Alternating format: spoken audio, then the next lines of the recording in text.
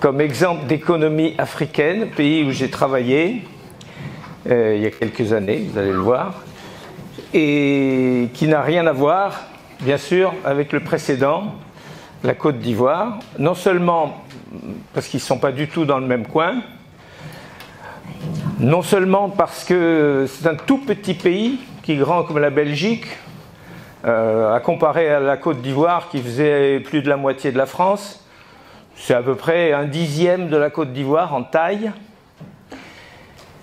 Mais c'est un pays qui a fait beaucoup parler de lui, et j'imagine que beaucoup d'entre vous sont là avec une seule idée concernant le pays, c'est celle du génocide. Alors, pour ce qui nous concerne, mon épouse est là aussi, ces 3 années au Rwanda, de 1973 à 1976, ont été 3 années de bonheur absolu. Vous le verrez, c'est un des plus beaux pays du monde, sinon le plus beau.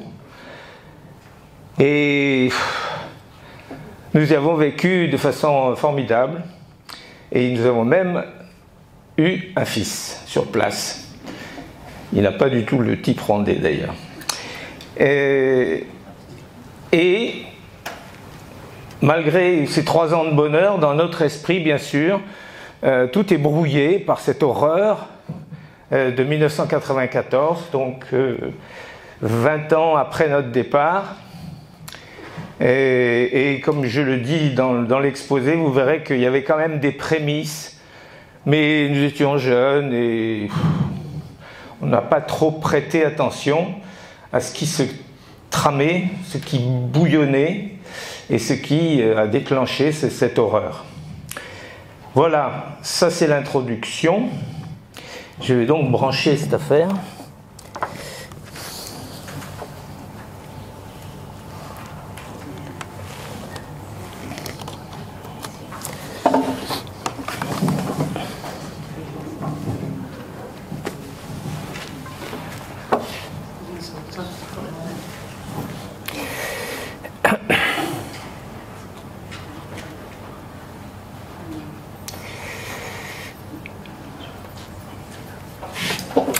Alors, nous allons retrouver le plan très original que j'avais proposé déjà pour la Côte d'Ivoire et qui est en 3 points. Le pays, jusqu'à l'époque où nous y sommes allés, nous y avons résidé et travaillé. Ensuite, sur les plans géographiques, historiques, ça c'est le drapeau du Rwanda tel qu'il était quand nous y étions.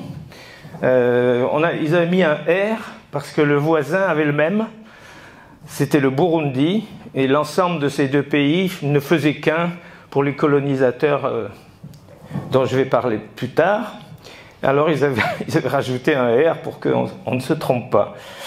La société rwandaise avant notre arrivée, et puis l'économie, comment elle se présentait. Ensuite, je vais parler brièvement du travail qui a été le mien, le cahier des charges et les conclusions et propositions qui ont été faites, la façon dont je me suis acquitté du travail demandé. Et ensuite, je vous cache tout là, le pays depuis cette époque, qu'est-ce qui s'est passé? Alors, bien sûr, sur le plan historique, c'est là où il y a le plus à dire. Sur le plan, quand il voudra, bon, il ne veut pas.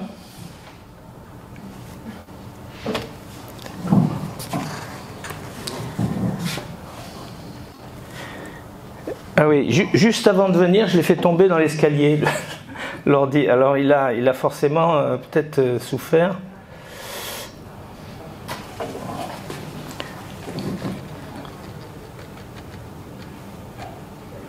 Voilà le pays depuis l'époque, son histoire, son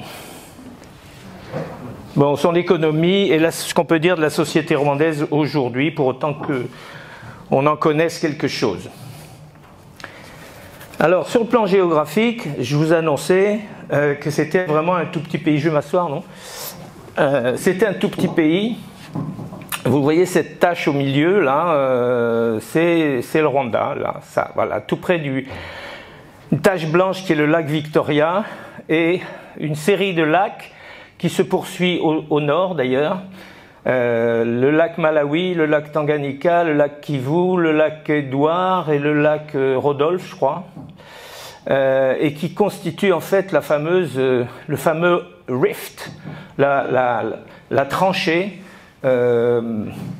due au mouvement des plaques d'il y a quelques milliers ou millions d'années, la tranchée est-africaine. Donc le Rwanda, c'est cette petite tache, c'est vraiment pas grand-chose. Je rappelle donc que la Côte d'Ivoire était par ici, là, voilà, vous voyez, c'est gigantesque à côté de cette petite parcelle, et son voisin immédiat qui est le Burundi. À l'ouest, ils ont la République démocratique du Congo, au nord, l'Ouganda, ici, également le Kenya, et la Tanzanie à plein est. Ce sont l'environnement de ces deux royaumes antiques. Est-ce que Christian Thibon est là? Bon. Alors, dommage, mais ouf, parce que c'est un grand spécialiste d'Afrique de l'Est. Et oui, alors j'avais très peur de dire que des bêtises, mais bon. Vous êtes sûr qu'il ne s'est pas caché, non? Bon. Alors, non, parce que je suis un bon élève. Hein,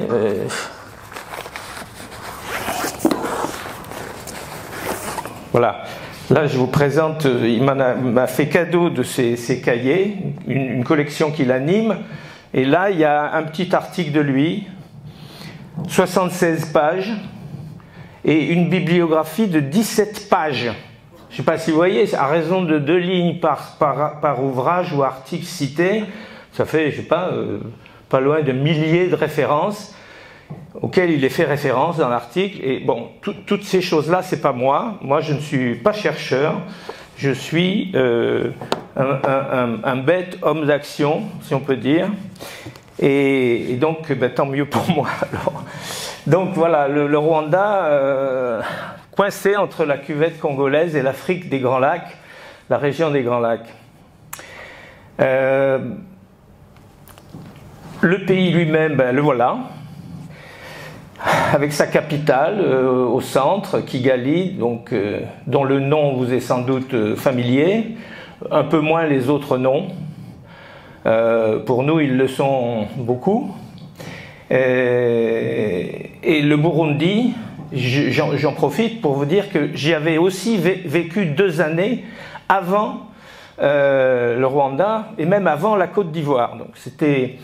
Avant de rencontrer mon épouse en Côte d'Ivoire, j'avais travaillé 2 ans au Burundi, où j'étais professeur à l'ENA.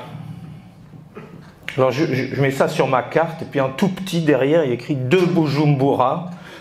Mais bon, ex-professeur à l'ENA, quand même ça pose. Et alors j'enseignais la comptabilité et le droit commercial, et je m'occupais de la bibliothèque.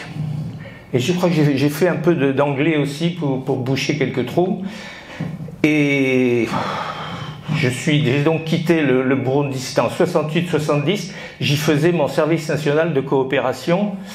Et lorsque je suis parti, j'ai dit au revoir à mes élèves. Et en 73, la plupart ont été massacrés. Voilà. Parce que le Rwanda n'est pas le seul dans l'horreur. Le Burundi connaît aussi ce genre d'histoire. On va entrer dans le vif du sujet. Vous allez peut-être, vous le savez peut-être déjà, mais on va essayer de décortiquer les choses. Mais c'est copie conforme. Burundi, Rwanda, la langue est, paraît-il, différente, légèrement différente. Le Kirundi et le Kinyarwanda. Mais les paysages sont identiques, les populations sont identiques, mais politiquement, ils ont eu des histoires différentes. Donc le Rwanda, 26 000 km², 13 millions d'habitants, aujourd'hui. Nous, quand nous y étions, il y en avait 3,5. C'était donc il y a 51 ans, vous vous rendez compte? Alors, comment on va creuser un peu la géographie? Voilà, je vous disais que c'est un des plus beaux pays du monde. Franchement, qu'est-ce que vous voulez de mieux? Voilà, une campagne verte, des collines vertes, un lac, plus loin une montagne un peu cachée par les nuages. C'est un volcan, parce que tout le nord du Rwanda est constitué d'une chaîne volcanique qui s'appelle la chaîne des Virunga. Et ce que vous voyez là, je l'ai escaladé, c'est le sommet, le Karisimbi, qui est à 4507 mètres. Voilà. Donc on peut remarquer aussi le genre d'habitat. Vous voyez, ce que vous voyez en bas de la photo, ce sont des champs, parce que l'érosion n'est pas absente, alors on voit un peu de champs orange, et aussi des toits de chaume, parce que l'habitat est constitué de cases en pisé couvertes de chaume. Alors en rwandais, ça se dit, en Kinyarwanda, ça se dit le rugo, et voilà comment l'habitat se présente, extrêmement dispersé. Quand on est arrivé, il y avait une seule grande ville en fait, Kigali, la capitale, mais qui était sans commune mesure, vous imaginez bien avec ce qu'elle est aujourd'hui. C'était une petite ville de province. Voilà, alors cette histoire. Donc, on va passer rapidement. Ce que j'appelle la préhistoire, qui n'est pas vraiment, mais enfin, avant qu'on ait des traces écrites, c'est un peuplement originel de... Alors il y a plusieurs groupes ethniques qui sont présents. Il y a des pygmées. Un pygmée se dit un toit, et bas, ça veut dire le pluriel, donc les batois. Bientôt rejoints par les bantous. Alors là aussi, c'est des hutus, mais au pluriel ça se dit bahutu ou bantou, qui venaient eux de la cuvette congolaise, les pygmées étant peut-être les premiers indigènes. Et au fur et à mesure des siècles, les bantous, qui vivaient de cueillette, comme tout le monde dans la cuvette congolaise, se sont petit à petit déplacés vers l'est à la recherche davantage de nourriture. Et puis ils ont été rejoints par des pasteurs nilotiques. Vous vous souvenez de la carte? Vers le nord, c'était l'Éthiopie et le nord-est, l'Ouganda et le Kenya, et surtout l'Éthiopie et la Somalie. Et les populations initiales de cette partie de l'Afrique orientale sont connues sous le nom de peuples nilotiques, c'est-à-dire qui viennent du bassin du Nil, et qui sont des éleveurs, avant tout, des éleveurs.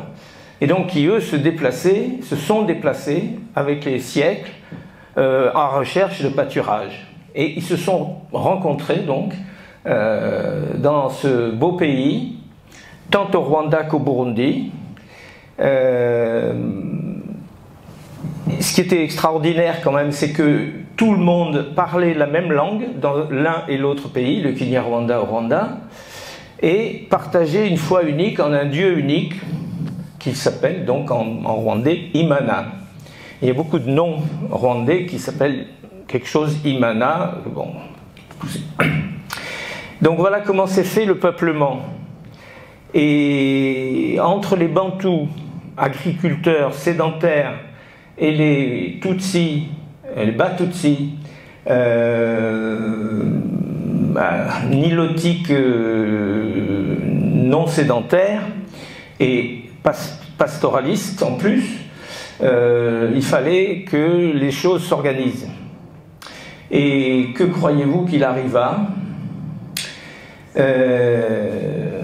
Donc vers le Xe siècle, parce qu'on a des traces orales, bien sûr, d'un premier roi, c'est la dernière ligne de ce paragraphe, le premier Mwami cité remonte à 1091, c'est pas mal. Il n'y a pas beaucoup de pays d'Afrique où on a des traces comme ça, aussi anciennes.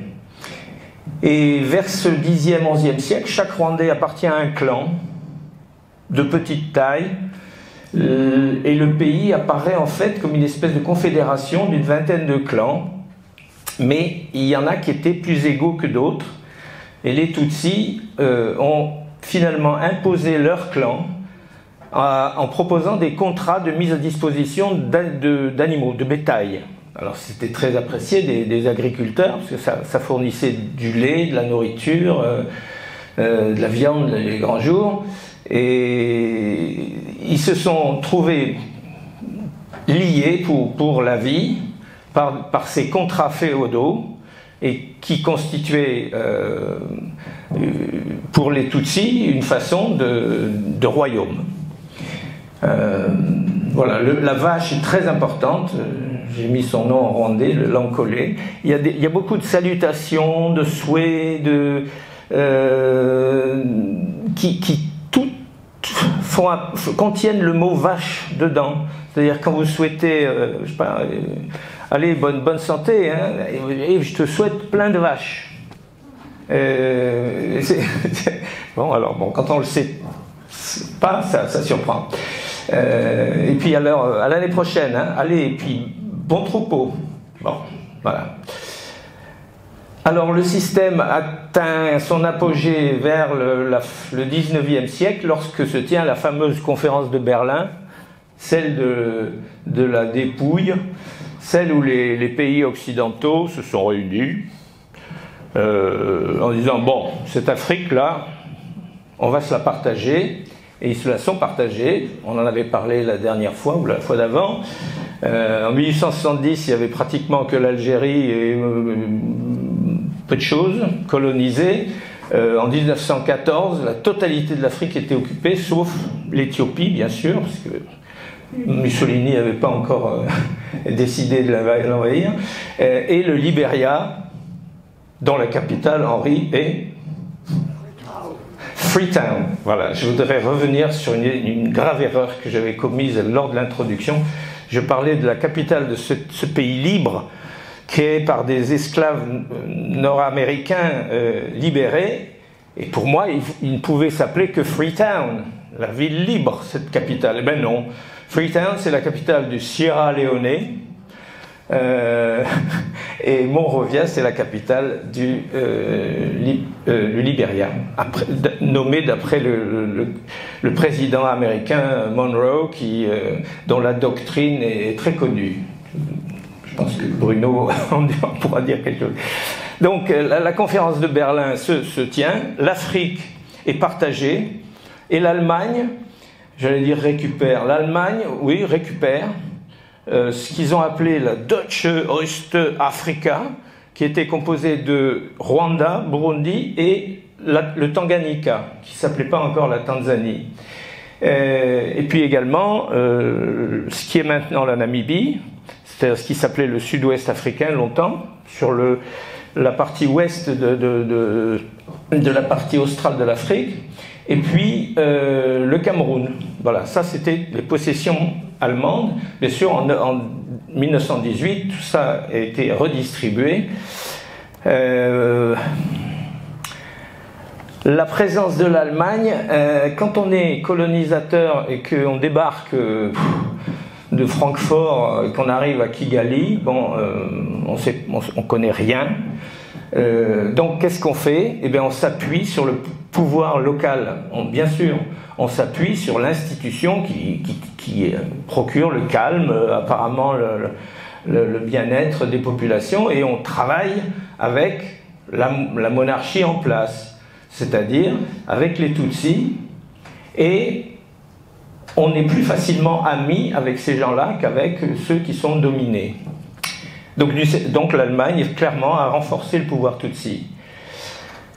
Ensuite, en 1918, tout est redistribué. Le Cameroun, un morceau anglais, la plupart au français. La Namibie devient plus ou moins indépendante, sous contrôle anglais, et le sud-ouest africain. Et puis le Tanganyika devient la Tanzanie, devient indépendant. non, il est sous la férule anglaise avec toute l'Afrique de l'Est, Ouganda, Kenya et Tanzanie. Mais la Belgique, qui avait juste à côté un petit jardin qui devait faire à peu près 100 fois sa taille, ce qui est maintenant la République du Congo, qui est une énorme morceau de l'Afrique, s'est dit, ben moi j'aimerais bien récupérer les deux petits machins à l'est, qui sont le Rwanda et le Burundi. Ce qui fut fait, et ils ont fait de même, c'est-à-dire qu'ils se sont à nouveau appuyés sur le pouvoir en place, et ils ont, bien sûr, de ce fait, renforcé le pouvoir. Alors, ils se distinguaient de la colonisation allemande parce qu'ils ont fait un effort de développement, infrastructure toujours, transport, école, santé, mais tout, finalement, reposait non pas sur le colonisateur, mais sur les missions chrétiennes. Parce qu'il y a eu une incroyable profusion de missions. Le pays est connu comme pays des 1000 collines. En fait, il y en a 10 000. Alors, il n'y a pas 10 000 missions. Il n'y avait pas 10 000 missions. Elles s'installaient au sommet des collines. Tous les ordres étaient représentés et construisaient des bâtiments en dur et jouaient le rôle de village-centre. C'est-à-dire qu'il y avait tout. Il y avait bien sûr l'église, mais il y avait aussi des ateliers techniques, un dispensaire et l'école. Alors, quand on a tout ça, pourquoi on va s'embêter à faire des écoles à droite à gauche? Il y a la mission. Et donc, c'était très pratique, correspondant en plus à cet habitat dispersé qu'on a entrevu. On pouvait aller à pied à l'école en haut de sa colline. Voilà. Tout ça était bien pensé. J'ai mis plantation de café parce qu'effectivement, c'est les Belges qui se sont dit si le café pousse en Éthiopie, il n'y a pas de raison qu'il ne pousse pas aussi au Rwanda. Et ils ont donc lancé la plantation de café. Et puis on arrive à cette période clé qui est de l'indépendance à notre arrivée, puisqu'on a pris ce point de repère. Alors, la présence coloniale et l'appui que les colonialistes ont donné aux Tutsis, aux monarques régnants, aux Mwami, ils étaient quand même minoritaires. Les Tutsis, c'était au maximum 15% de la population. Donc quand vous avez 85% de la population qui n'est pas au pouvoir, qui ne le partage pas du tout, il y a un moment, dans les années 60, où le vent de la liberté commence à venir. En face, pas loin, il y a Lumumba, qui est pas mauvais pour prêcher la liberté. Et donc il y a une révolte qui se fait, avec les premiers massacres. Donc les Hutus massacrent quelques milliers de Tutsis, ce qui provoque un énorme exil vers le nord, vers le sud, vers le Burundi, enfin bon, on va en reparler après, et vers le nord, surtout vers l'Ouganda, où se constitue dans le sud de l'Ouganda une espèce de Rwanda bis. En plus, ça ressemble beaucoup, où se retrouvent tous les exilés Tutsis, non seulement de ces premiers massacres, exilés de ces premiers massacres, réfugiés, mais de tous ceux qui vont suivre. Donc, ce qui se passe, c'est que ce vent de liberté fait que la monarchie Tutsi est renversée, remplacée par une république en 61, présidée par un ancien séminariste. C'est normal, pour faire des études supérieures, il faut aller à la mission, donc bon. Voilà. Mais enfin, il n'a pas continué, qui s'appelait Grégoire Kayibanda, en 61, et qui a prononcé l'indépendance formelle en 62, unilatéralement. La Belgique a dit bien sûr, mais ça a déclenché de nouveaux massacres, parce que les Hutus, 85% de la population, voulait le vrai pouvoir, le pouvoir économique surtout. Et donc, nouveau massacre en juillet 62, mais aussi au Burundi. Alors au Burundi, c'est une autre histoire. L'indépendance avait été gagnée à peu près à la même époque, mais par une junte militaire Tutsi. Allez, oui, les chefs de l'armée, ce n'étaient pas des Hutus, c'était des Tutsis. Et donc ils avaient le pouvoir, avec les mêmes proportions de population, et ils tenaient le pays. Donc ça n'a rien fait pour arranger les choses. Les Tutsis voulant se réfugier au Burundi, avant de trouver une porte accueillante, ils se faisaient souvent massacrer en route, donc ça n'allait pas du tout. Et puis en 1973, le pays était en ébullition permanente. Ça se traduisait non pas par des manifs, mais des massacres. Et en 1973, donc quelques semaines avant qu'on arrive, coup d'État militaire, son premier ministre, le premier ministre de Grégoire Kayibanda, qui s'appelait Juvenal Habyarimana, vous voyez, Imana, Dieu, prend le pouvoir, et son problème, et il passe les premiers accords avec la France. La France qui à l'époque était giscardienne, et qui était giscardienne 76, non? C'est ça. 74. Bon, mais c'était pompidolesque. Oui, enfin c'était un régime. La gauche n'avait pas pris le relais. On était encore dans la mouvance du gaullisme et de ses suites. Et les premiers accords sont passés avec la France. Mais c'était des accords de bonne foi. C'est-à-dire, en tout cas du côté de la France.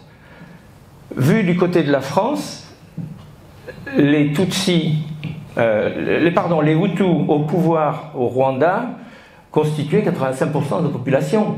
Bon, vu d'Europe, ils ont une espèce de justification par le nombre, au moins, d'être chez eux, quoi. Et il est normal qu'on reconnaisse ce régime et qu'on l'aide non seulement de façon économique, mais on va même jusqu'à passer des accords militaires avec des livraisons d'armes et former des cadres. Et puis la politique anti-Tutsi se poursuit, parce que Kayibanda et Habyarimana, ce sont des Bantous de pure souche, et ils travaillent pour leur groupe ethnique. Alors, comment se présentait cette société? Il y avait, 4 millions d'habitants en 1976, j'ai arrondi, c'était 3,3 millions quand on est arrivé. Une densité qui, à l'époque, était parmi les plus fortes d'Afrique. C'est pas trop fort, là? Ça va? 150 habitants au kilomètre carré. Alors, bon, c'est pas beaucoup quand on compare. Bon, la France était à 120, la Belgique était à plus de 200, même l'Angleterre était à 240 à l'époque. Non, aujourd'hui, pardon. Donc, une densité parmi les plus fortes d'Afrique. Et puis, une population, une démographie galopante. La devise, c'est d'avoir un enfant par saison café. Le café, il est annuel, donc voilà. Donc, on a un enfant par an, et chaque femme a donc entre 8 et 10 enfants, et il en reste toujours 5 ou 6, ou de 4 à 6, et ça monte. Ces gens vivent de façon dispersée, on l'a vu, il n'y a que Kigali comme ville, ils sont dans la campagne, dans une magnifique campagne de collines verdoyantes, donc rurale à 90%, très dispersée, je me répète. Alors les religions, 95% de catholiques, de chrétiens, mais majoritairement catholiques, bien que tout le monde soit là. Hein. Comment? Non, les protestants étaient très minoritaires. Non. Et puis les musulmans, qui c'étaient ces musulmans? C'étaient des frères de la côte. Ceux qui viennent d'Oman, du Yémen, de l'Arabie, les marchands qui venaient avec leurs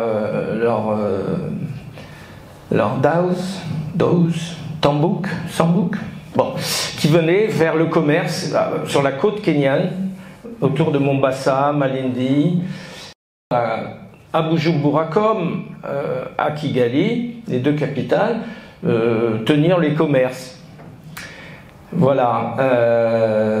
Rôle d'émission, ça on a déjà parlé. Pôle d'attraction sur chaque colline. Religieux, scolaire, santé. Alors, composition ethnique. Ben voilà, je vous en ai parlé. Les Batois, à peu près 1%. Les Bautus, les Bantous, 84. Les Batutsi, les Tutsis, 15. Voilà. Et qui ne changent pas. Parce que tout le monde a le même rythme démographique. Alors, leur différenciation est surtout exagérée par les colonisateurs économiques. Il y a des heurts périodiques, mais des heurts qui vont jusqu'au massacre. Et puis là, j'ai rajouté ce qu'après 3 ans de fréquentation, on peut qualifier pour nous de caractère national. C'est une population qui vit en habitat dispersé de façon frugale, dans des collines. Ils sont peu démonstratifs. Ils sont très discrets. Moi, je vais vous citer une anecdote. On habitait un quartier qui était entièrement rwandais, sur une des collines de Kigali. Et on avait un voisin qui s'appelait Tarsis. Alors, je fais une parenthèse pour les prénoms que vous devez trouver très drôles, mais les Rwandais, très chrétiens, donnaient à leurs enfants, à leur progéniture, le nom du martyrologue romain, pas seulement ceux du calendrier, mais ceux qui sont derrière chaque jour. Chaque jour, il y a une quantité invraisemblable de saints et donc on retrouve Tarsis, Grégoire, enfin c'est pas très original Grégoire, enfin on trouve des noms Juvénal, etc. Voilà. Ils sont très discrets. Tarsis n'a jamais regardé notre maison en face. Il sortait de chez lui, on habitait là, et il pouvait passer une demi-heure assis sur sa porte, je sais pas, il fumait ou buvait une bière, mais jamais son regard n'était invasif ni posé sur nous. Et ça, c'est un caractère de discrétion qu'on ne rencontre pas beaucoup ailleurs. Et puis, ils avaient leur accent, parce que nous, on est capable, à combien, 200 mètres, à 100 mètres, après un mot ou deux prononcés par un Rwandais, de reconnaître qu'il s'agit d'un Rwandais. Et je vous jure, on l'a fait plein de fois. Et donc, pour nous, leur caractère national, peu démonstratif, très discret et un accent inimitable.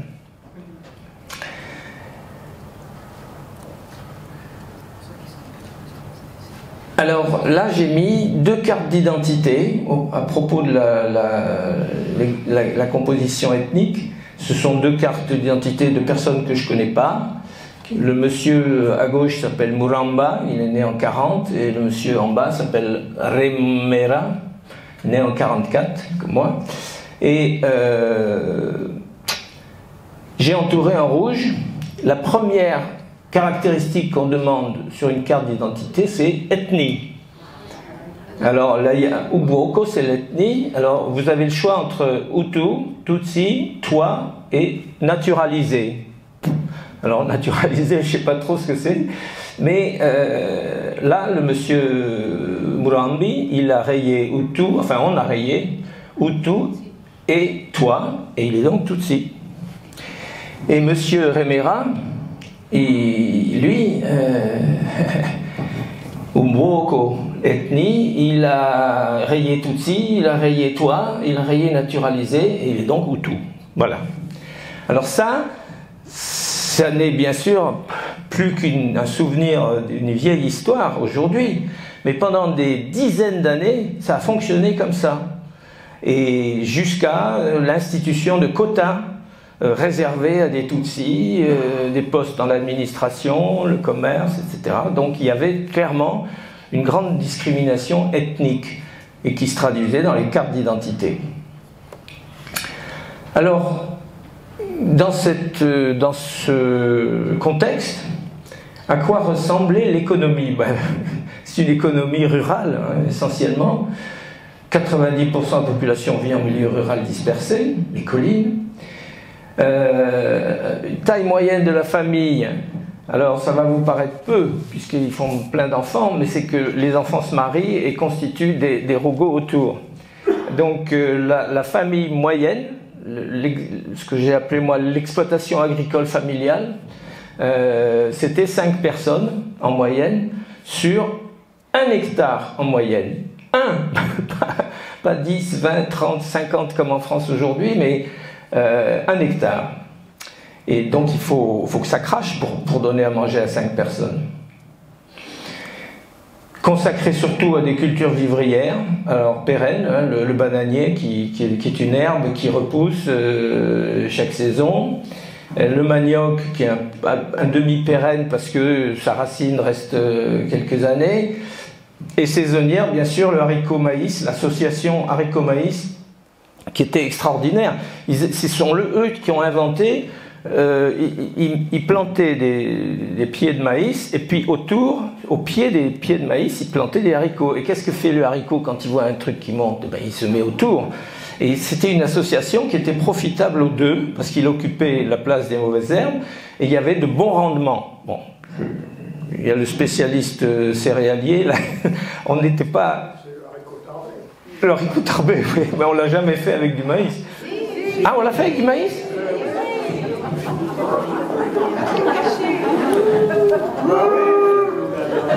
Ah, vous avez le droit là, c'est vrai? C'est les Rwandais qui l'ont inventé. Il ne faut pas que je perde la face quand même. Donc, un secteur secondaire, bon, quasi inexistant quand on y était. Moi, j'ai quelques tuileries, quelques briqueteries. Les charbons de bois, c'était les Batois, les Pygmées. C'est eux qui s'occupaient du charbon. Et la bière. Ah, la bière, c'était très important, la bière. C'est pas les Belges ni les Allemands qui l'ont introduite, c'est les Rwandais qui avaient eux-mêmes commencé à faire fermenter les bananes, certaines bananes. Ils ont 30 variétés de bananes, dont 25 sont des bananes à bière. Alors et après, dans les 5 qui restent, il y a bien sûr le plantain, puis le fruit, et puis 2 ou 3 autres. Mais l'essentiel qui est cultivé et qui est autour du rougot, autour de la maison en torchis, ce sont les bananes à bière. Alors il y a tout un procédé artisanal de fabrication de la bière. Mais en fait, il s'agit de faire fermenter le sucre qui devient de l'alcool. Et ça ne leur suffisait pas. Et là, ils ont pris l'exemple des Allemands et des Belges. Mais la bière, ça se fabrique aussi à partir d'autres choses et dans des usines.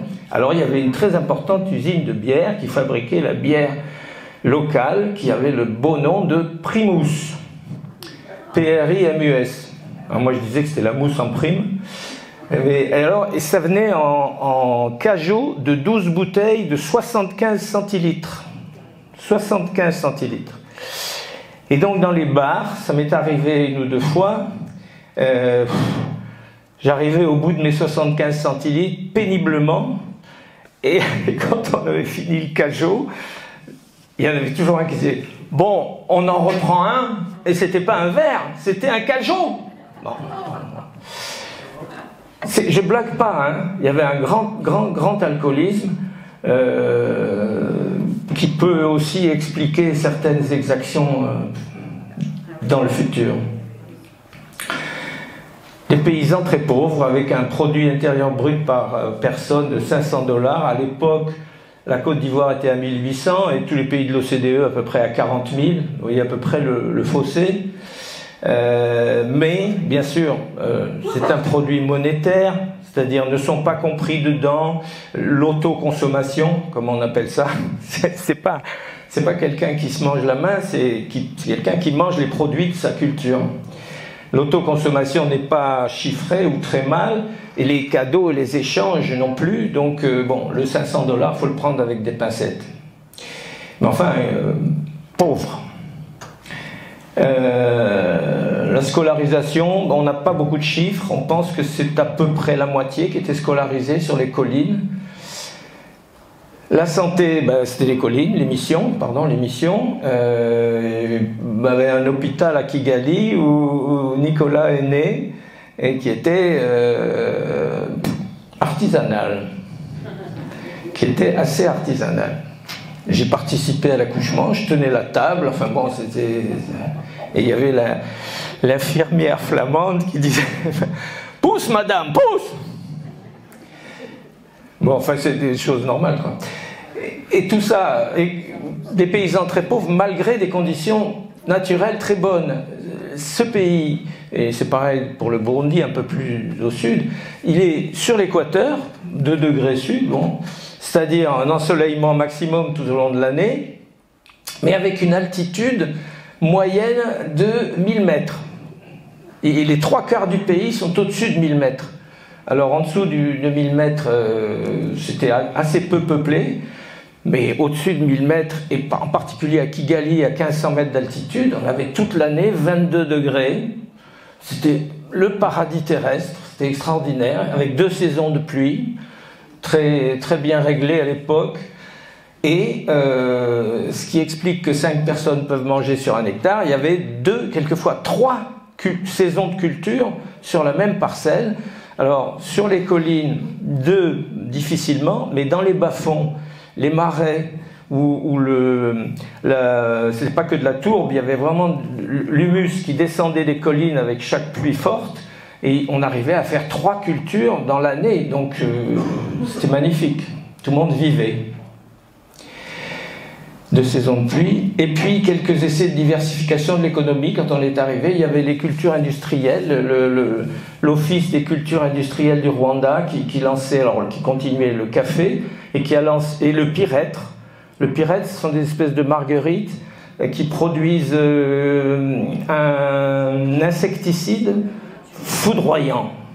Bon, jamais constaté. Mais qui se vendait sur le marché mondial très bien, le pyrètre. Et le thé, qui a été lancé à peu près à l'époque où on était là, par une assistance technique anglaise, bah oui, et qui faisait du thé de très bonne qualité.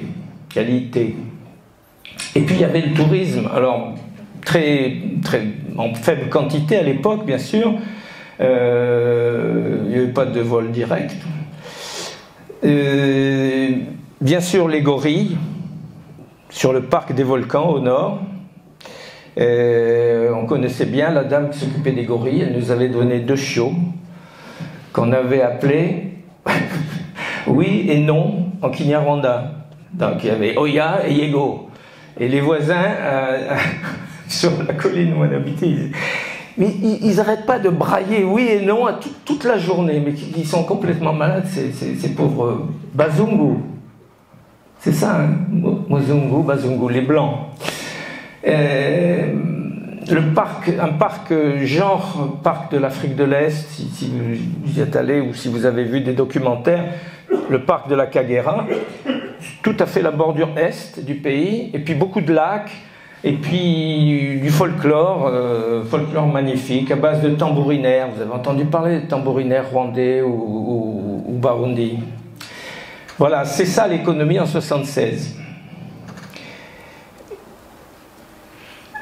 Alors ici, c'est une autre photo vous voyez que ce sont des collines, mais j'ai retenu celle-ci parce qu'on voit bien l'érosion qui commence à se faire, notamment sur la colline du fond, là, on voit bien que les terres à nu, exposées à la pluie forte, ben, en revanche dans les marais, là, les bas-fonds, c'est impeccable, quoi.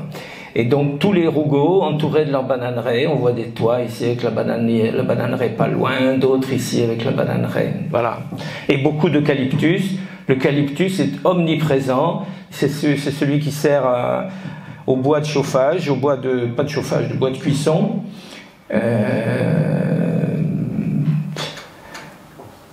Ça, c'est une plantation de pyrètre, donc ce sont les marguerites dont je vous parlais, qu'on cueille à la main, bien sûr, et qui, une fois broyées, donc produisent cette espèce de poudre insecticide qui a une grande réputation.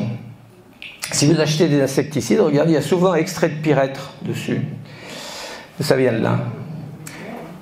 Et le thé. Alors le thé, ce sont des buissons qu'on laisse pousser jusqu'à à peu près 1 mètre de hauteur pour cueillir, parce que la cueillette se fait sur la table de thé, et plus on cueille haut et plus on a les petites feuilles qui viennent de sortir d'un vert tendre qui s'appelle Pico 1 et Pico 2, plus le thé est cher, bon et cher. Et voilà, ça aussi, ça se ramasse à la main, et toujours. Alors là-dessus, ma société avait répandu un appel d'offres sur l'assistance au ministère du Plan. Alors j'ai ce qu'on appelait mes termes de référence là. Alors ils cherchaient un économiste agricole. Moi j'avais fait 1 an d'enquête de commercialisation des vivriers en Côte d'Ivoire, que j'étais particulièrement recommandé.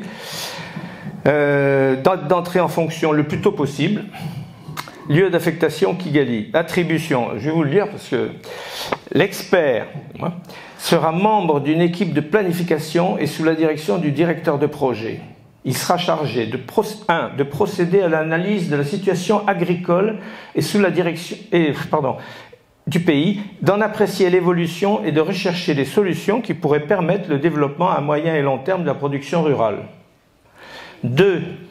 De contribuer à l'élaboration des plans de développement de l'agriculture et à l'intégration de ceux-ci dans le plan global de l'économie. 3. De proposer l'adaptation du cadre institutionnel au développement rural. 4. De procéder à l'évaluation des projets de réalisation et d'investissement dans l'agriculture et d'aider à la formulation convenable de ces projets. 5. De prêter assistance à la formation du personnel national pour l'exécution des tâches décrites ci-dessus. 6. D'entreprendre à la demande du directeur de projet et du gouvernement toute autre tâche ayant rapport au développement agricole. Sous vos applaudissements, parce que franchement... Hein? Bon. Alors, j'ai essayé de répondre dans ces termes de référence, mais c'était ambitieux. Alors, c'était une équipe constituée de 4 experts. Et comme c'était une association de ma société, la CEDES, avec un cabinet états-unien qui s'appelait Louis Berger International, c'était 2 Français, 2 états-uniens. Alors, l'autre Français, c'était le chef de projet, c'était un père jésuite qui avait des super diplômes d'économie, de macroéconomie et de comptabilité nationale, qui s'appelait le père Jean-Louis Fiot, que Bruno a rencontré à Abidjan, parce qu'Abidjan était un repère de jésuites surdiplômés, où ils avaient un centre africain, et le père Fiot n'avait qu'une idée en tête, c'était la comptabilité nationale exprimée, présentée sous forme de... Ben bien sûr, de tableaux, mais pas n'importe lesquels, les tableaux d'input-output, dit aussi tableau de Léontief. Et je vais vous parler de plus tard de Léontief, si j'ai le temps. Qu'est-ce qu'il nous reste là? 3 quarts d'heure. Donc, ça va, je suis au quart du truc là. Bon. J'essaye d'enlever mon émotion par la blague, mais je trouve ça difficile. Donc cette demande, j'ai essayé de le faire le mieux que j'ai pu. Je l'ai mis là. Et donc c'était la CEDES et le Louis Berger International pour le ministère du Plan. Pour ce qui est de l'expert en économie rurale, c'est ce que j'avais écrit, ce que je vous ai dit, que j'ai résumé là. Alors, le travail réalisé, j'ai fait le 2e plan de développement économique, c'est-à-dire j'ai écrit ce que je souhaiterais dans mon coin, que l'économie rurale du pays devienne ou devint. Alors on était tout le temps interrompu par le père Fiot qui arrivait avec sa pipe en claquant les portes, en disant « Bon, alors, le rendement d'Ignam en 1982, alors je sais pas, 3 ?» Parce qu'il fallait absolument qu'il construise son tableau de Léontief. Ouais, bon. Mais plus sérieusement, oui, j'ai préparé tout le gros volume de Plan national de développement 1980, pardon. Et puis, en études de projet, j'ai mené 2 études importantes. Une étude de développement rural, toute une préfecture au nord, qui s'appelait autour de Byumba.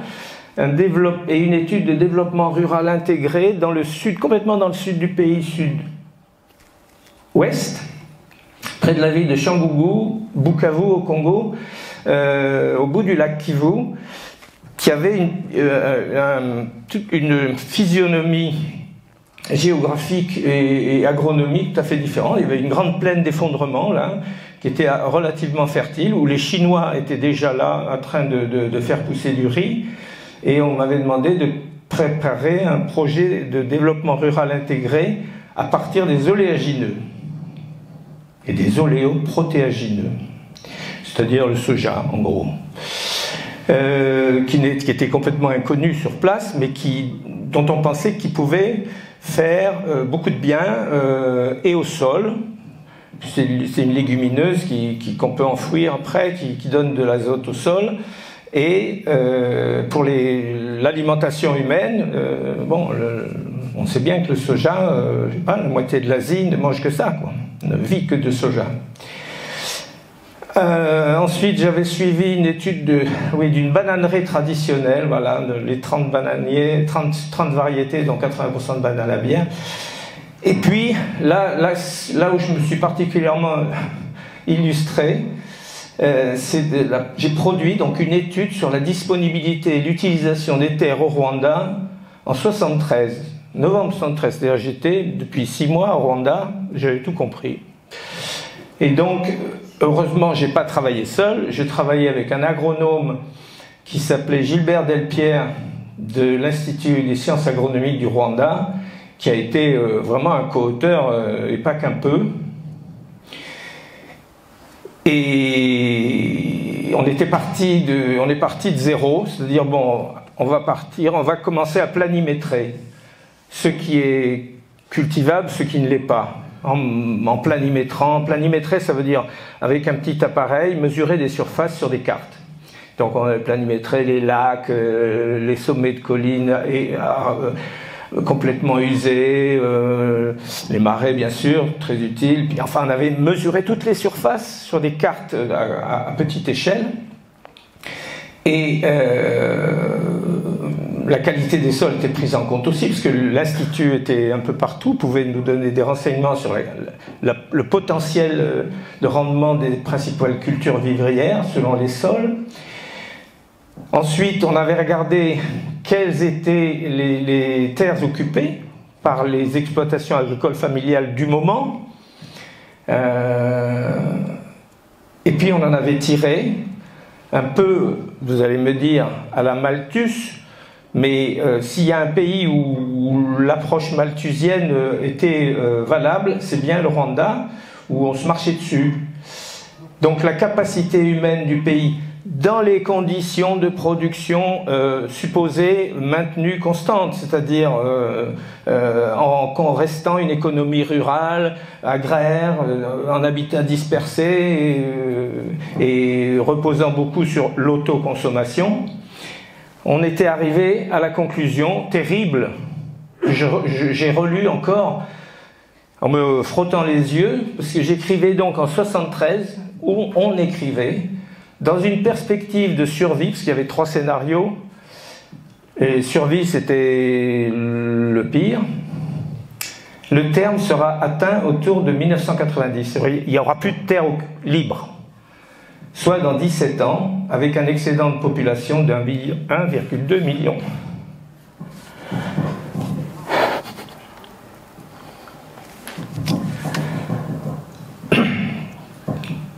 Bon, ce que j'écrivais, c'était pas une condamnation, c'était une constatation scientifique, et je suis pas loin de penser, personne n'en parle, que derrière le génocide, il y a aussi un problème de terre qui se pose, et qui se pose encore aujourd'hui.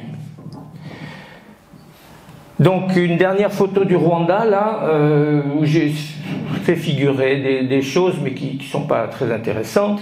Oui, il y avait quand même toute la partie sud du pays, sud-ouest, là, ici, sud-est en l'occurrence, en dessous de 1000 mètres, alors presque inhabité, parce que mouche tsetse. Et la mouche tsetse, qui cause la maladie dite du sommeil, à 1001 mètres, elle n'y va pas. Donc, les Rwandais, ils avaient compris, ils étaient dans les collines, et puis la mouche tsetse, elle infestait toute ce qu'on appelait le Bugesera, cette région désertique. Entre parenthèses, c'est là où il est question de mettre les migrants qui traversent la Manche et que l'Angleterre veut envoyer au Rwanda pour se faire traiter, pour faire traiter leur dossier. Alors Kagame, enfin le président d'aujourd'hui, a dit mais nous avons de la place, de la place au Bugesera. Bon, il faut éradiquer la mouche tsetse déjà, et puis rien n'y pousse.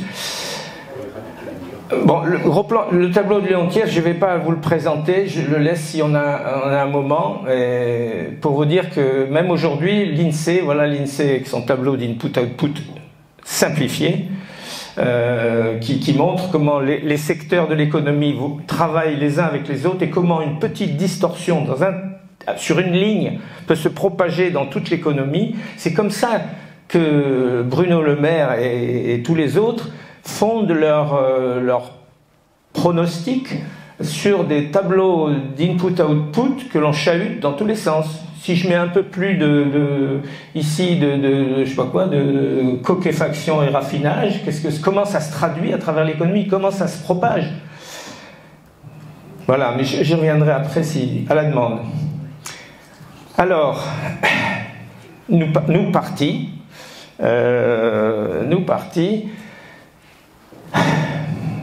les prémices. 76-90. Habyarimana, le président de l'époque, officialise la discrimination ethnique, je vous l'avais dit tout à l'heure, en instituant des quotas, ce qui n'avait pas encore été fait. Il y avait des quotas de fait, mais là il y a des quotas de droit. C'est-à-dire, si vous n'avez pas sur votre carte d'identité, si Tutsi est rayé, vous ne pouvez pas avoir le boulot de...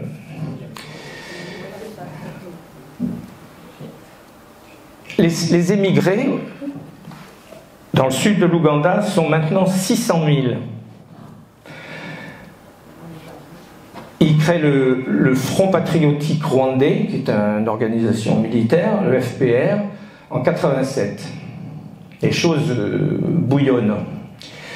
En 90, Habyarimana sent qu'il faut faire quelque chose et il propose une nouvelle constitution avec un multipartisme où il y aurait, où toute la population serait représentée. Bon, parce que jusqu'à présent, il reposait sur le Parmehutu, qui était le Parmehutu, c'était le parti de rassemblement des Hutus. Et c'est à ce moment-là que le FPR, l'organisation rwandaise émigrée en Ouganda, lance sa première attaque, par le nord, bien sûr, par le nord. Elle est repoussée, mais elle revient. Les alliés européens, les Belges, Français, envoient des troupes pour protéger leurs ressortissants, c'est-à-dire Kigali, en gros. Pour le moment, c'était ça, sécuriser la capitale. Les forces armées rwandaises, les phares, avec l'aide des armées françaises, des forces françaises, repoussent les assaillants du FPR. Voilà, alors la caméra vidéo ayant cessé de fonctionner, soudainement, je reprends l'exposé chez moi, devant mon petit écran, tout seul. Euh, et je reprends à l'endroit où cela s'est arrêté en amphi. Donc, je venais de dire que l'armée rwandaise, les forces armées rwandaises avaient réussi, avec l'aide un peu de quelques soldats français, à repousser les assaillants Tutsis, le Front patriotique rwandais qui venait de l'Ouganda. Mais ce succès des forces armées rwandaises allait exciter les Hutus à l'égard ou à l'encontre des Tutsis domiciliés au Rwanda. Donc, ça s'est traduit par plusieurs choses, notamment une Radio Kigali, qui était sanglante, qui a invité au massacre sans arrêt, et la création des Interamwe, qui étaient en fait ni plus ni moins que des brigades de terreur qui allaient multiplier les meurtres et les massacres. Sur ces entrefaites, voyant cela, la communauté internationale est intervenue. Alors, c'est pas l'ensemble de la communauté, mais euh, la Belgique, bien sûr, puissance ex-puissance coloniale, avec beaucoup de ressortissants, la France également, un certain nombre de ressortissants au nom de la francophonie et des bonnes relations que la France entretenait avec le Rwanda, et également les États-Unis qui intronisés par eux-mêmes ou par le reste du monde comme gendarmes du monde, avaient pris sur eux de s'intéresser de près au Rwanda. Et donc, se sont ouverts à Arusha pour parler de cessez-le-feu. Arusha, c'est une petite ville à quelques centaines de kilomètres ou quatre au bord du lac Victoria en Tanzanie. C'est une petite ville qui n'avait jamais fait parler d'elle, mais elle se trouvait à proximité de l'Ouganda, du Rwanda et du Burundi, et donc elle était un endroit neutre. Alors, à ces réunions de pourparlers pour le cessez-le-feu, c'est effectivement conclu un cessez-le-feu entre les belligérants, avec comme prix à payer pour Abiyarimana la fin de l'ethnisme au Rwanda, c'est-à-dire d'arrêter de privilégier les Tutsis et supprimer la politique de quotas je dis les Tutsis, mais c'est les Hutus, bien sûr, et supprimer les quotas qui chassaient les Tutsis, qui privaient les Tutsis de tout emploi, notamment dans l'administration. Ces déclarations d'Abiyarimana et les bruits qui sont arrivés jusqu'à Kigali ont enflammé la colère des Hutus les plus durs qui ont poursuivi les massacres. Massacres pas encore génocidaires, mais en tout cas multiples et dramatiques. Et c'est à ce moment-là que les troupes françaises quittent le Rwanda, se retirent. Alors, il y a deux analyses. Il y a une analyse qui consiste à dire c'est scandaleux. Ils savaient bien que la France savait bien que il allait se passer quelque chose de grave. Ça avait commencé. Il fallait pas partir. Il fallait rester aider à ramener le calme. Et puis il y a l'autre analyse qui consiste à dire il y avait eu un cessez-le-feu. La France n'est pas favorable à l'interventionnisme en Afrique en général. Et donc, les forces françaises, on a eu raison de les retirer. Bon, l'histoire tranchera, mais il semble qu'elle est déjà tranchée en accusant la France. Et je pense que c'est une accusation qui est un peu exagérée. Voilà. Donc, plus personne pour témoigner, la place est libre pour le génocide.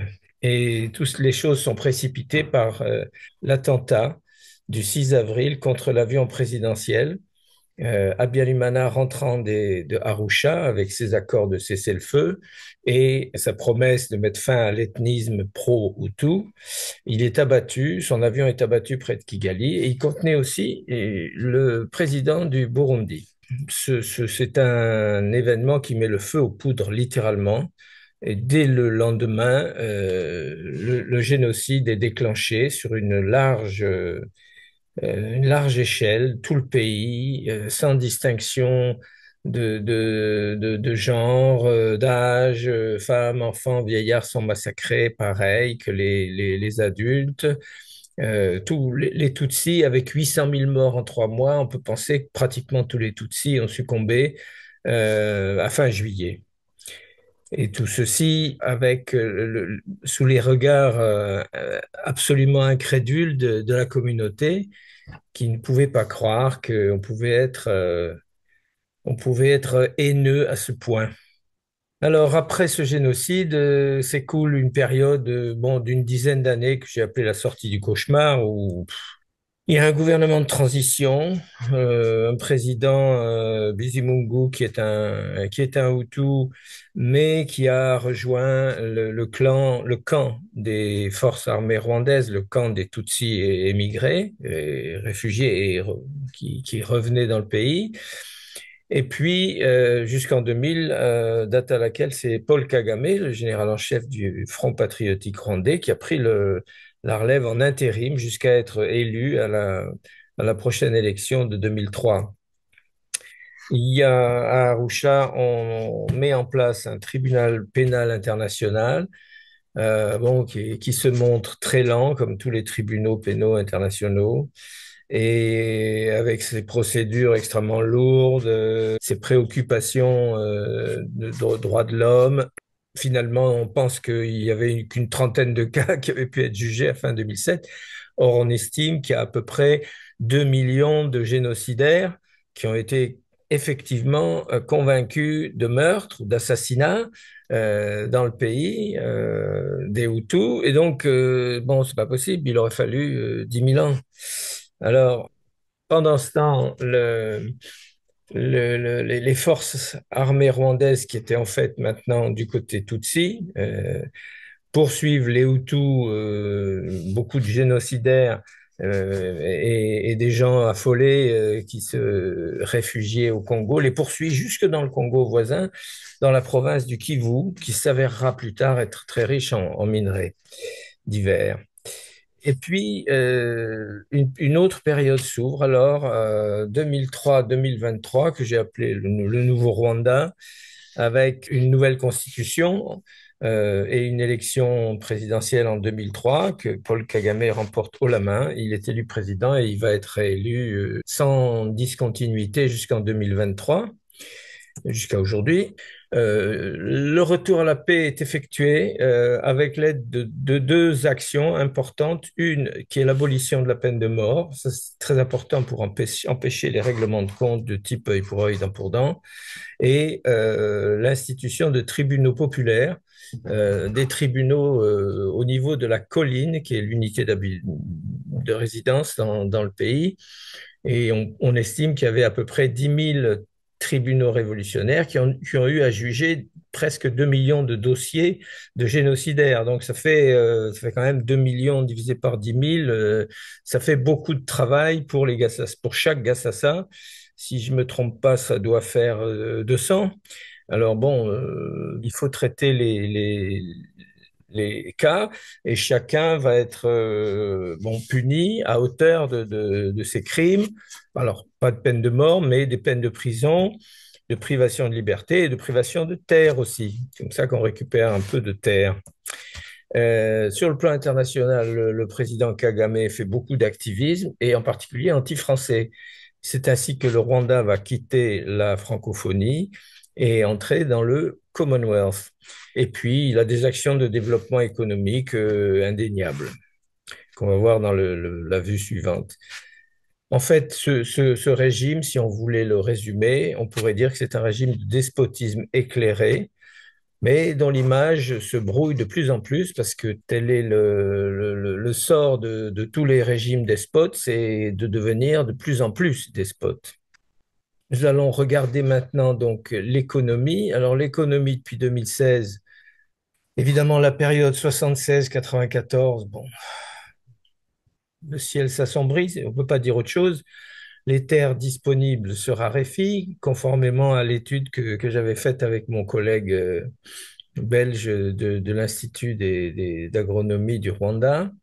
Le développement est donc en panne pas beaucoup d'investissements étrangers. On se retrouve avec 500 dollars par tête de produit intérieur brut, malgré le développement relatif des cultures industrielles comme le café et le thé, nouvellement introduits dans les Hautes-Terres.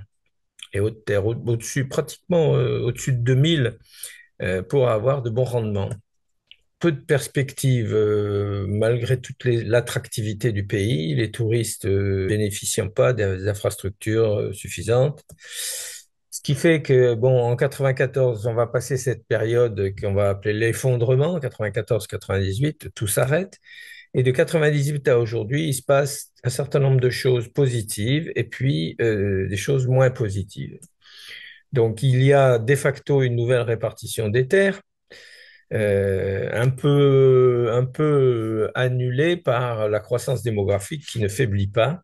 Il y a également lancé par le pouvoir central un grand programme de privatisation de l'économie en général et très proche des règles des conseils libéraux du consensus de Washington. Alors, je vous rappelle, le consensus de Washington s'appelle ainsi parce il émane des deux principales institutions internationales économiques qui sont la Banque mondiale et le Fonds monétaire international, tous les deux pratiquement dans la même rue, face à face, avaient dicté des règles, alors pas du tout des règles d'économie keynésienne où l'État intervient, ni d'économie marxiste où l'importance est l'égalité, mais des règles d'économie libérale avec moins d'État, moins de taxes, ouverture des frontières et enrichissement de ceux qui peuvent.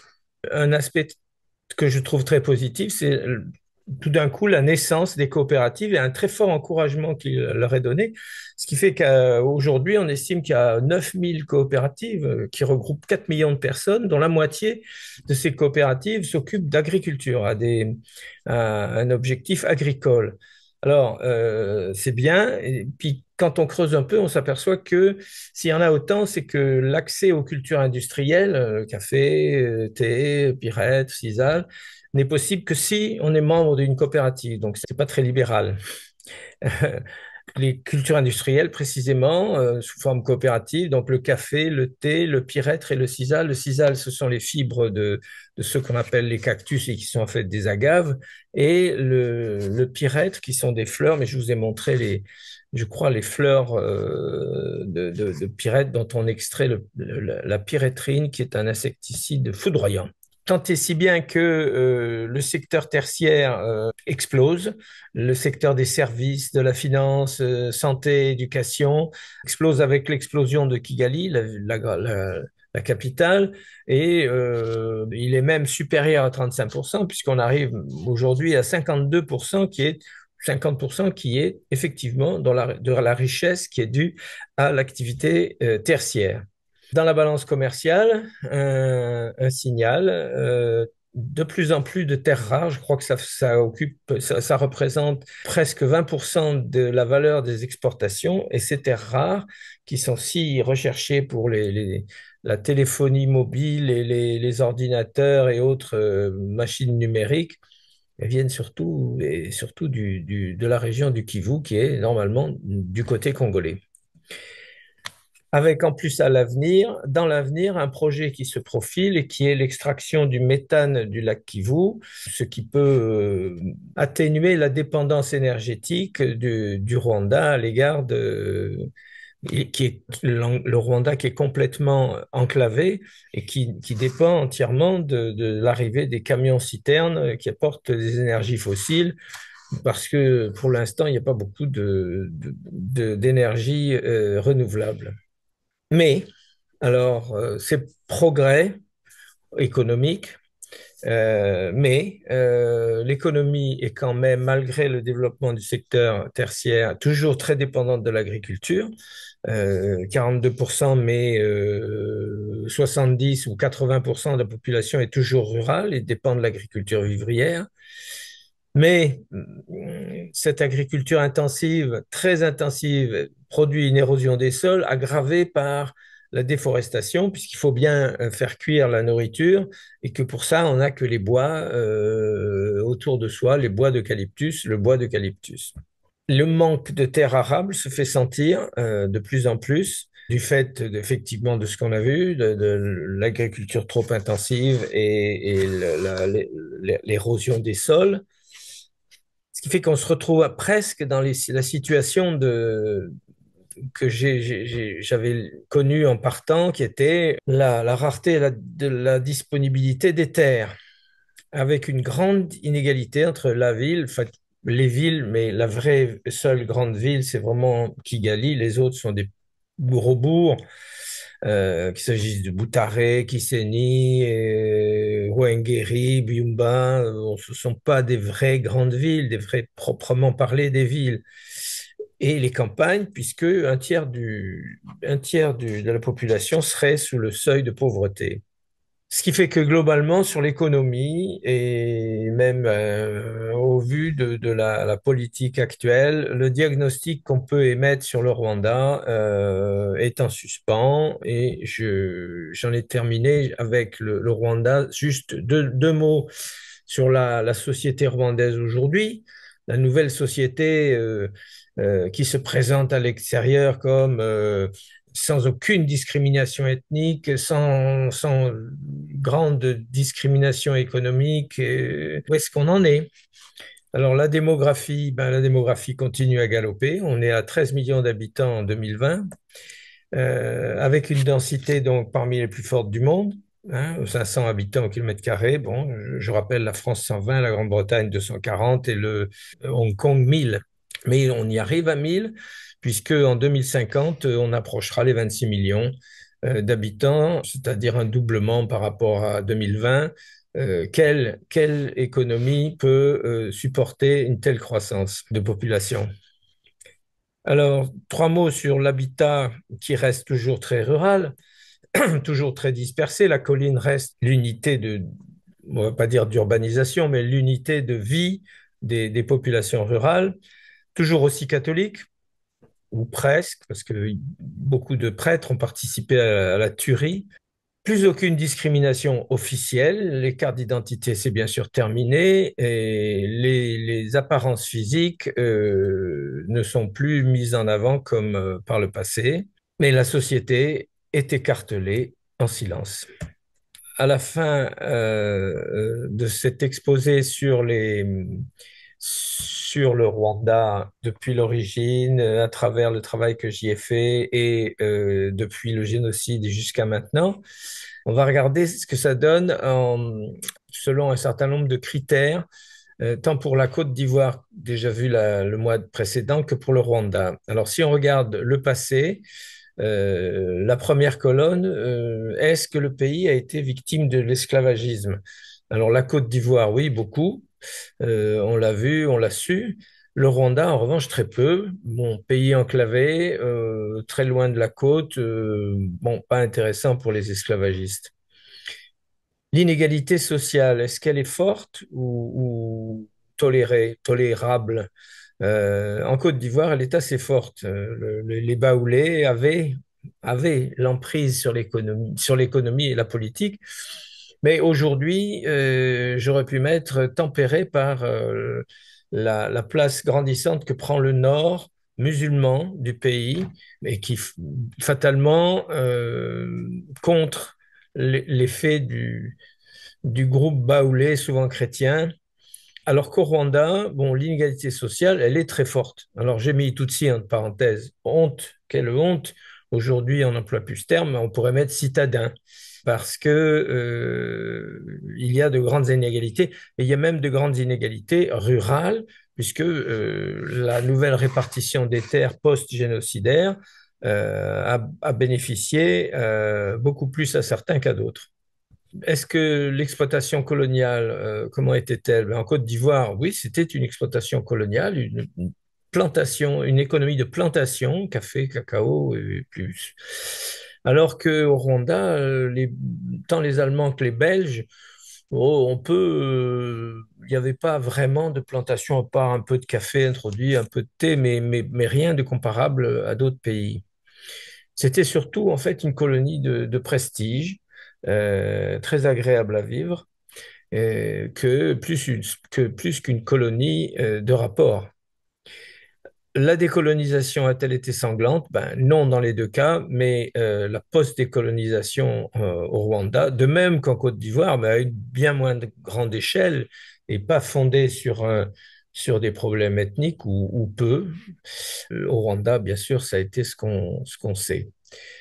En l'année d'indépendance, c'est 60-62. La population à l'indépendance, c'était 6 millions et 2 millions 5. Mais dans les deux cas, la population augmente de 2,8% par an, ce qui est énorme. Le niveau de vie, je vous rappelle qu'en France, la population augmente en dessous de 0,2 ou 3% par an. Et en Allemagne, qu'elle baisse, et en Italie. Bon, niveau de vie, à l'indépendance, traduit en dollars, la richesse intérieure traduite en dollars, les coûts d'économie monétarisés ou monétisés. La Côte d'Ivoire, 1800, le Rwanda, 500. Donc, pays très pauvre, le Rwanda. Et depuis l'indépendance, qu'est-ce qui s'est passé? Alors, la population actuelle, elle est arrivée donc à 30 millions en Côte d'Ivoire et à 13 millions au Rwanda, comparé à 6 et 2,5. Quelle économie peut supporter d'être multipliée par 5 en l'espace de 50 ans? Que la population soit multipliée par 5 en l'espace de 50 ans, c'est impossible. La Chine l'a fait, mais elle est en voie de diminution très forte. Et elle a eu à un moment jusqu'à 200 millions de chômeurs. 200 millions de chômeurs. Donc, c'est là-dessus que se sont faits les très bas salaires et qu'elle est devenue l'usine du monde. Les économies, comment se caractérisent-elles? Ben, la Côte d'Ivoire repose toujours sur l'agriculture et le Rwanda sur l'agriculture, mais avec un secteur tertiaire très, très développé. Le niveau de vie actuel s'élève à 4 000 dollars par personne en Côte d'Ivoire, mais seulement 1 000 pour le Rwanda, qui a doublé son niveau de l'indépendance, mais qui est bien loin des 4 000 de la Côte d'Ivoire. L'inégalité sociale, surtout, est forte, forte dans les deux cas. Les religions, alors là, c'est vraiment l'écart est frappant. 40% de chrétiens en Côte d'Ivoire, 95% au Rwanda, avec des musulmans, une population musulmane très importante en Côte d'Ivoire, pratiquement négligeable au Rwanda. Les musulmans, on voit là quand même un peu le reflet du développement du nord du pays, le pays de savane euh, musulman par rapport au reste du pays. Je parle de la Côte d'Ivoire, forêt, normalement forêt, et religion chrétienne. Voilà, il y a une espèce d'inégalité qui se traduit dans tous ces chiffres.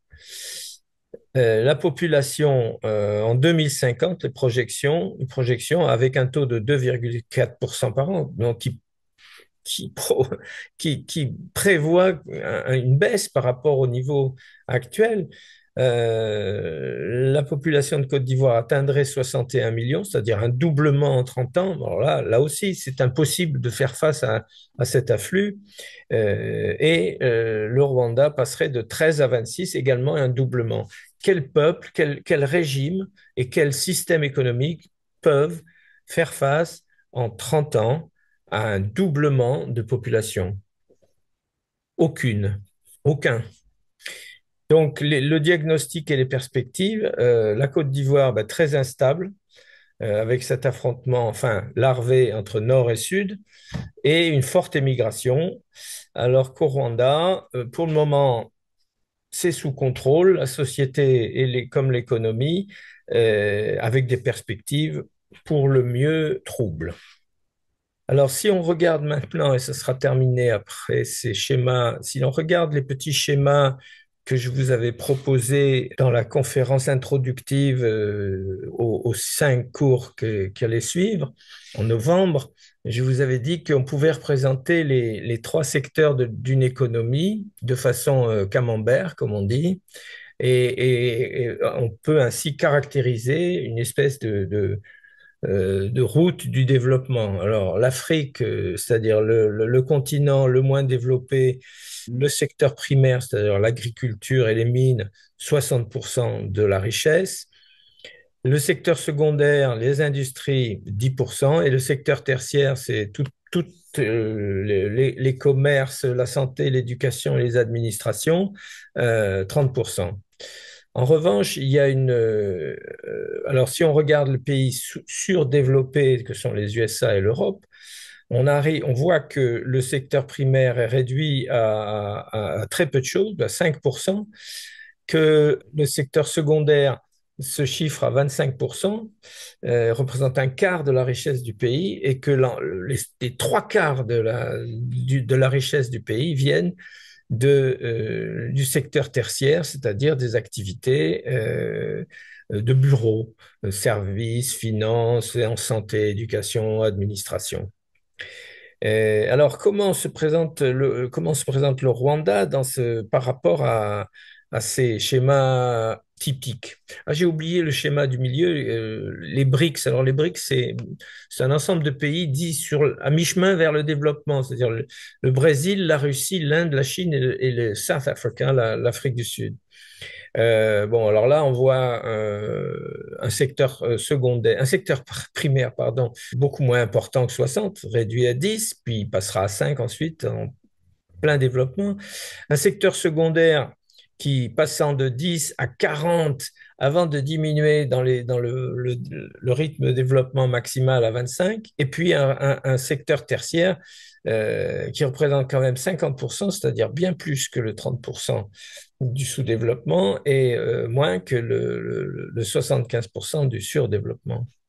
Alors, le Rwanda, auparavant, c'est-à-dire avant le nouveau Rwanda, Kagame, son régime libéral euh, économique, le Rwanda se comportait vraiment comme un pays africain classique avec bon, 65% secteur primaire au lieu de 60, 10% de secteur secondaire identique et 25% de secteur tertiaire au lieu des 30. Enfin, on est à peu près dans la même structuration. Et puis, le Rwanda d'aujourd'hui, ça a complètement changé, puisqu'on on voit que le secteur primaire est à 31, le secteur secondaire à 18 et le secteur tertiaire, très important, à 52%. Voilà, j'en ai terminé avec ce deuxième cours sur les économies africaines. Et aujourd'hui, c'était donc l'exemple du Rwanda, rendu un peu difficile avec l'arrêt de la vidéo et la continuation sur un écran d'ordinateur. Suivront donc le mois prochain l'examen du Sénégal et de la Mauritanie conjointement pour des tas de raisons. Et ça c'est au mois de mars. Et puis au mois d'avril, nous examinerons le cas du Maroc, qui est absolument passionnant.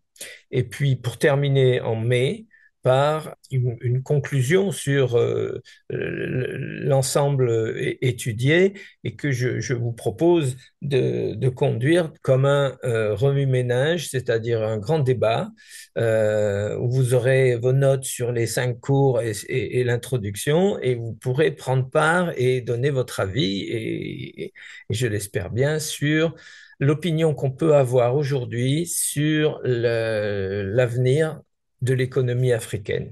Voilà, je vous remercie. Si cette vidéo vous a plu, vous pouvez nous rejoindre à l'Université du temps libre de Tarbes et de Bigorre à l'adresse utl-tb.info. Et n'oubliez pas, si ce n'est déjà fait, de vous abonner.